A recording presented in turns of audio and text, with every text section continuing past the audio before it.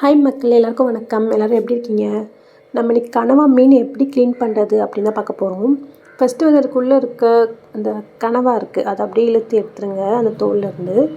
அப்புறம் இந்த தோல் மேலே கருப்பு கருப்பாக இருக்குல்ல, அதை நம்ம அப்படியே கையில் பிடிச்சி இழுத்தா அப்படியே வந்துடும். ஸோ அது நல்லா இழுத்திங்கன்னா நல்லா அப்படியே வந்துடும். அப்புறம் பார்த்திங்கன்னா மெயினாக அது உள்ளே வந்து கையை விட்டிங்கன்னா ஒரு கண்ணாடி மாதிரி இருக்கும், கிளாஸ் மாதிரி இருக்கும். அதை தனியாக எடுத்து தூக்கி போட்டுருங்க. அதுக்கப்புறம் நீங்கள் ஃபுல்லாக அந்த தோலை வந்து கையிலே பிடிச்சி இழுத்து ஃபுல்லாக எடுத்திங்கன்னா நல்லா அழகாக அப்படியே ஒயிட்டாக வந்துடும், எதுவுமே இல்லாமல். பார்த்திங்களா, இப்படி நல்லா ஒயிட்டாக இருக்கும், அப்படியே சூப்பராக வெள்ளை வெள்ளைன்னு.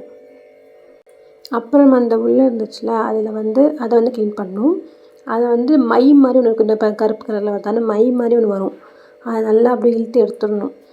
எடுத்துட்டு அதில் வந்து அப்படியே கண் மாதிரி இருக்கும், சரியா? அதையும் நல்லா நீங்கள் கையை வச்சு இழுத்திங்கன்னா நல்லா வந்துடும். ஆனால் ஒரு சில பேர் இந்த மையோடையே சமைப்பாங்க. ஒரு சில பேர் நம்ம வந்து மையை எடுத்துகிட்டு செய்கிறோம், ஓகேவா? அது நல்லதுன்னு சொல்லுவாங்க. ஒரு சில பேர் மையோடையே சமைக்கிறவங்களும் இருக்காங்க. நல்லா இதை இழுத்திங்கன்னா இந்த அப்படியே வந்துடும். பார்த்திங்களா, இப்படி வரும். அது மாதிரி 3 கண் மாதிரி இருக்கும். அதெல்லாம் இழுக்க முடியல அப்படின்னா கத்தியை வச்சு கட் பண்ணிக்கோங்க, சரியா? பார்த்திங்களா, கட் பண்ணோன்னா அப்படியே கருப்பு கலரில் வந்துடும்.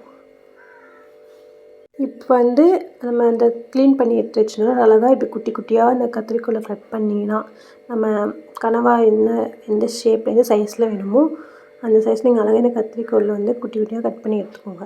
பார்த்திங்களா, இந்த மாதிரி உள்ளே இருக்கிறதெல்லாம் எடுத்துகிட்டு அழகாக இதை கட் பண்ணிங்கன்னா சூப்பராக வரும், குட்டி குட்டியாக. பாருங்கள், இப்படி கட் பண்ணிக்கோங்க. இப்போ கட் பண்ண பார்த்திங்களா, அவ்வளோ சூப்பராக வந்திருக்கு. இதெல்லாம் வெள்ளையாக சூப்பராக நம்ம கட் பண்ணி வச்சது.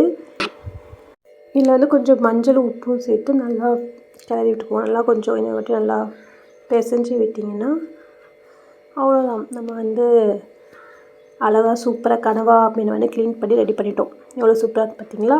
அவ்வளோதான். தேங்க்ஸ், பாய்.